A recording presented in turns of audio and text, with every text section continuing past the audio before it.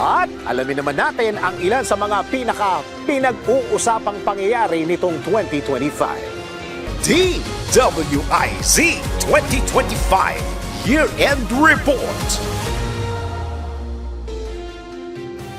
Ilan lamang ito sa mga malalakas na bagyong kumitil sa buhay ng maraming Pilipino at nakasira sa milyong-milyong pisong halaga ng pananim at infrastruktura sa iba't ibang bahagi ng bansa.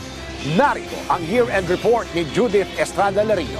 DWIZ 2025 Year-End Report.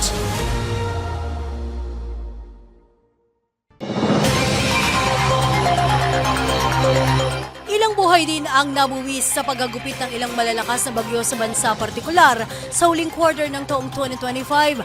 Kabilang sa mga bagyong ito ang Opong, Mirasol, Nando, Tino at Juan.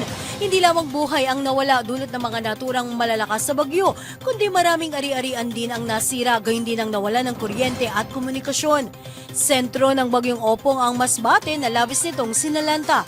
Samantala, ang tinaguriang deadliest tropical cyclone na pumasok sa bansa, ang Bagyong Tino, ay nanalasa sa dulong Hilagang Luzon kung saan itinaas ang signal number 4.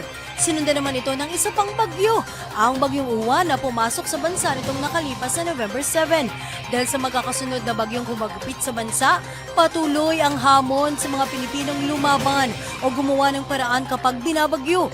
Sa mga dinanas na matinding pagbaha dulot ng matinding buhos din ng ulan dala ng mga bagyo, ito ang nagsilbing daan para magtanong at maghanap kung saan ginastos ang pondong inilaan para mapigilan ang mga pagbaha.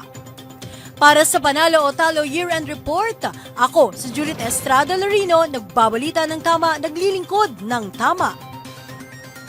Mga paglilingkod na tama, kaya panalo ang Pilipino. Pero meron ding ginagawang hindi tama, kaya talo ang Pilipino. Mga ibinigay na serbisyo ng mga ahensya ng pamahalaan ngayong 2025. Ngayon, alam na kung panalo o talo. DWIZ Year-End Report.